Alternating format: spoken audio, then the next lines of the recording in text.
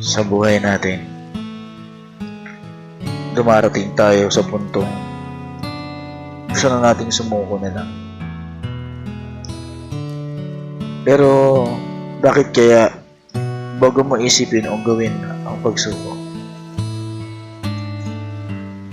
isipin mo yung mga taong naniniwala sa iyo kesa naninira sa iyo.